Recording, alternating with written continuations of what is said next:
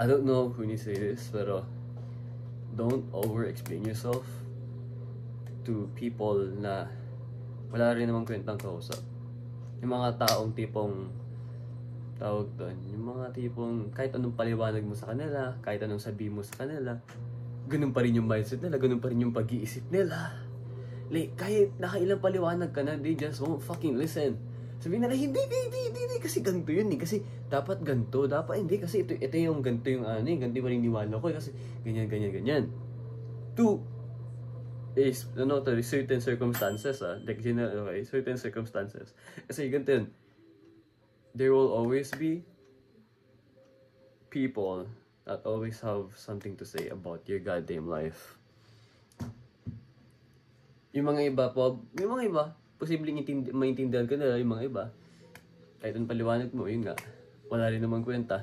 Don't spend your whole ass energy sa mga taong ganun. Coming from someone, na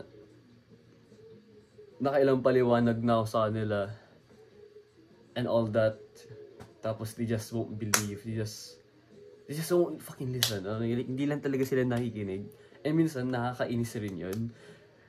And nakakatakot rin yun kasi deep inside, alam mo na since hindi mo mabago yung tingin nila sa specific na ganito, yung laging iisipin nila, like, yun pa rin. And if you're afraid of what people think of you, tapos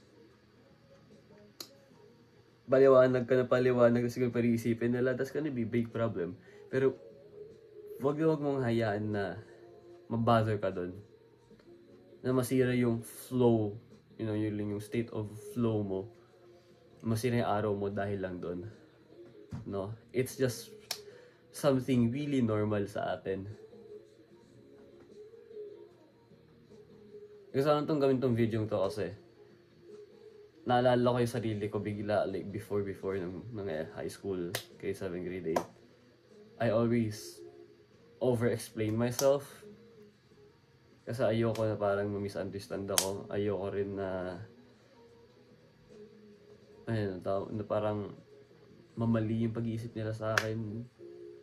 Ganon. Pero doon ko nalaman na may mga taong worth it na ibigay mo yung energy mo pagpapaliwanag sa kanila.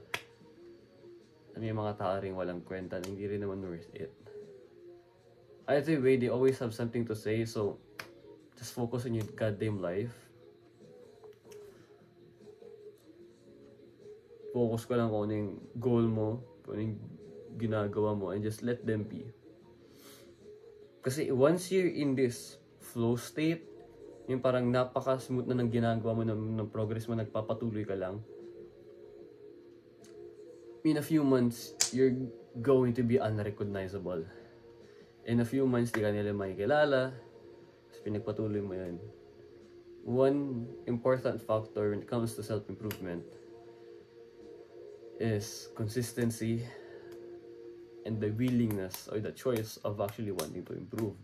Kasi without wanting, without the will to improve, wala ka rin naman mararating. Like, you don't force it to yourself. I mean, actually, you do force it in the first weeks, in the first months. No? Pero you always have to have a want of wanting to improve. Hindi dahil obligasyon mo, kaya mo ito ginagawa, hindi.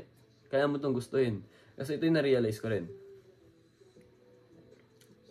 Pag gusto mo yung ginagawa mo, when you're passionate about it, and you're serious about it, it's going to be easy for you to really digest.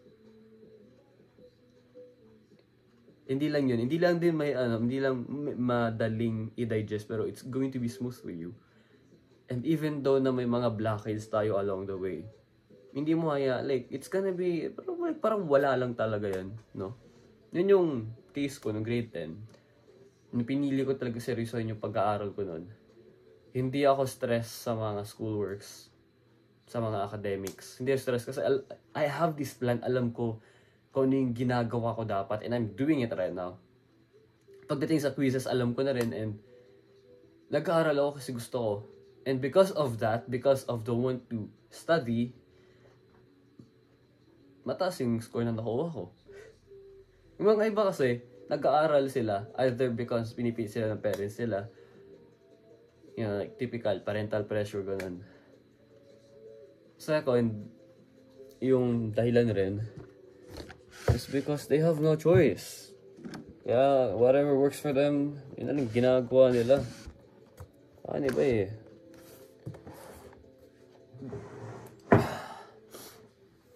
Ba sa akin?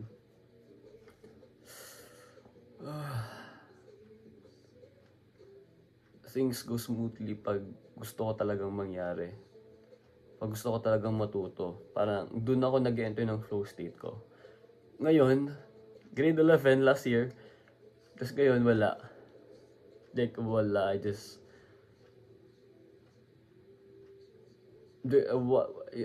hindi ko gusto na parang seryosohin yung pag-aaral ko kasi I have no reason to. Like, like, what benefit will I get? Certificates? Yun lang. I mean, that's good. That's good. Actually, if yung enter kong university is a good one, yung parang mapala prestigious, mapa-angat-angat, I will need the certificates. Pero sa university na in-applyan ko, hindi na, like, it's a good school. It's a good school, pero it's not a top ranking school na kailangan ko mag-entrance exam and I need these extracurricular certificates to have a better chance at passing, ganun. Hindi siya ganun na university, so I'm just here.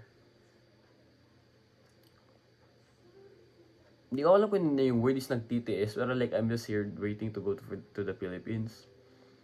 Hinintay ko na talaga makauwi. Yun na lang. Kasi mas komportable ako doon. And I feel like mas madami yung progress ko, mas lalawak yung opportunities ko doon.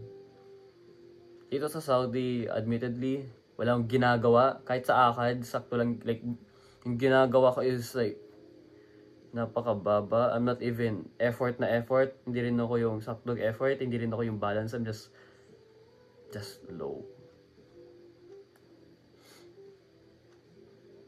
At some point, wala na rin akong pakailam dito kasi deep inside, alam ko rin naman napapasa ako. So, why bother? Yun din yung sa school ko, kung saan ako nagka-aral for senior high school and you know, magaan sila, masyado silang considerate to the point na kahit bare minimum lang, kahit alam mo yun, like, of course, tatakutin ka nila, pero just know na papasa ka pa rin regardless. Papasa ka pa rin.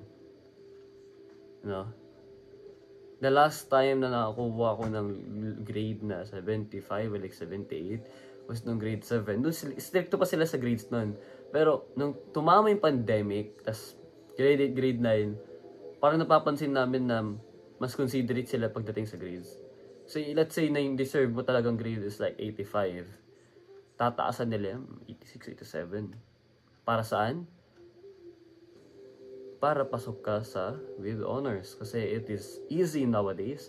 Dito sa Saudi, sa Philippine schools abroad, dito sa Saudi, na makukuha ng with honors. Kasi 86 and above, like straight 86 and above, pasok ka na sa honors. Dati kasi, pagkakaalam ko, in order na pasok ka sa honors, dapat 90 ata yung umabot yung average mo, tapos dapat wala kang 85 or lower. Kasi let's say, 90 yung average mo. Pero meron kang 83, meron kang less than 85. Hindi ka pasok sa honors kahit 90 yung gen av mo. So, yun. Ngayon, ang dali-dali na lang talaga eh. May mga klase rin ako na hindi rin sinaseryoso. Like, siguro like, hindi naman kagaya ko. I am like, hindi talaga sinaseryoso. Sila sinaseryoso nila kahit papaano. So, may mga iba na todo yung seryoso nila. Pumapasa. Like, kahit bare minimum lang ang gawin mo, papasa ka pa rin. And that's something na parang kailangan kong tanggalin sa mindset ko pag nag-college ako sa Pilipinas kasi doon sa Pilipinas seryoso na.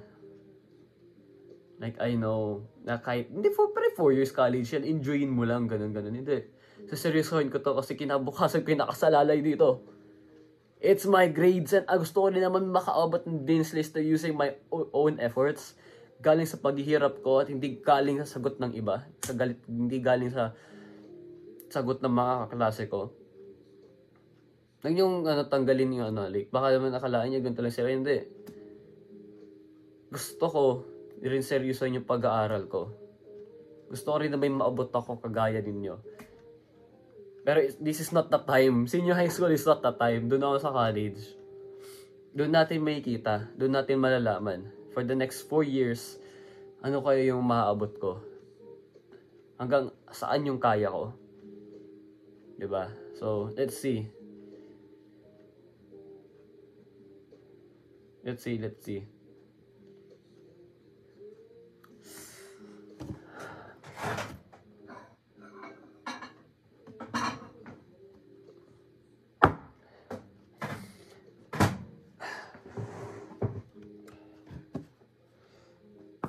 I like this one.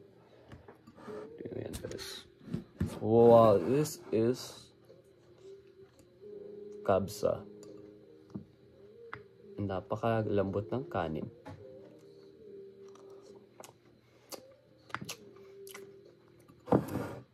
Napakasarap at napakaanghang. What the hell?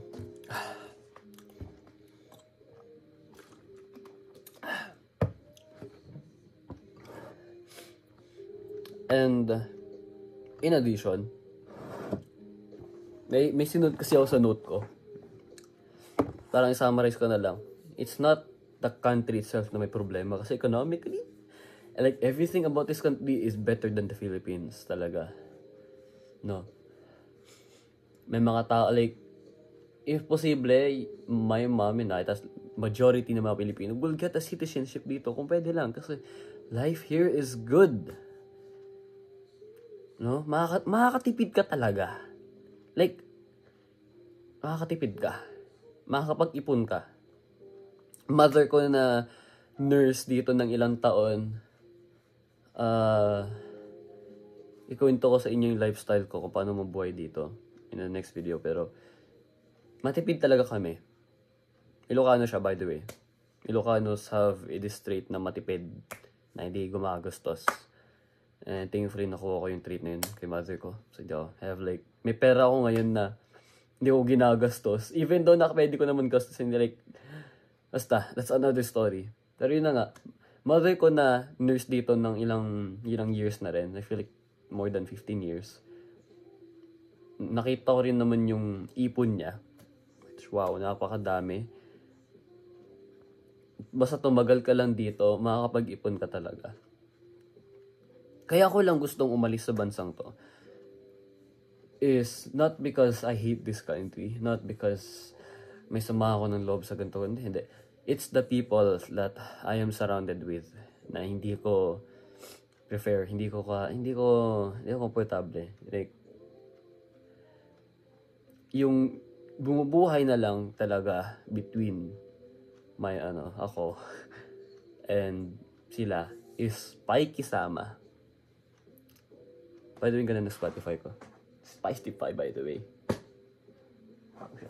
It's a good song. Hold on, man.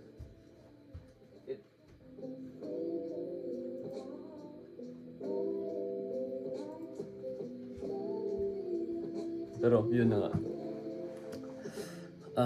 Ano sinasabi ko? I have like short-term, It's the people that I am surrounded with. Paikisama na lang. Yun like kasi yun na naalala ko. Paikisama na lang talaga yung bumubuhay sa amin. If kung wala yun, siguro plastika yun. And there's gonna be conflict. Parang ganon. Ayun na lang. Mamimiss ko sila. Like, there are moments na magkasama kami as a class. Admittedly, mamimiss ko yun. No? Pero, aside from that, wala na.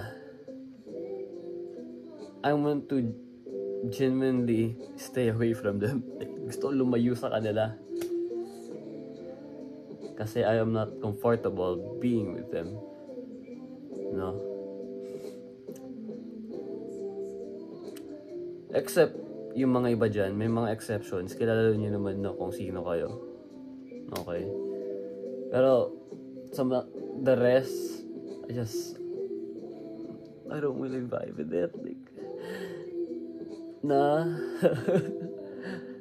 like, gusto kong magpakita sa kanila ulit in the next 3 years, 5 years, kung saan medyo stable na ako, kung saan medyo okay na ako. Ngayon, okay naman ako. Mentally, emotionally, I'm okay. But I have a couple of problems na kailangan ko rin namang ayusin. No? Lahat naman tayo may mga problemang ganun. So, like yung mga problemang in the long term. No? And I feel like maayos ko to with the distance that, that my classmates and I are gonna have. And the place rin.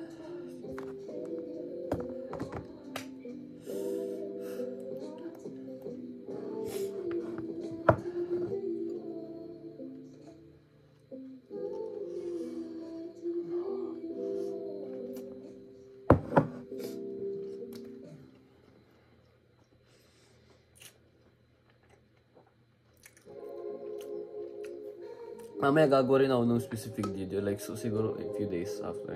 Yep. Kasi ang dami pwedeng pag-usapan sa lifestyle ko, sa kaklase ko as a whole, no? Eh, plano ko rin itong i-upload sa YouTube. May kita nila, yeah. May kita ng mga klase ko, hindi ko na have these thoughts and all that. Pero, yun yung napag-desisyonan ko eh.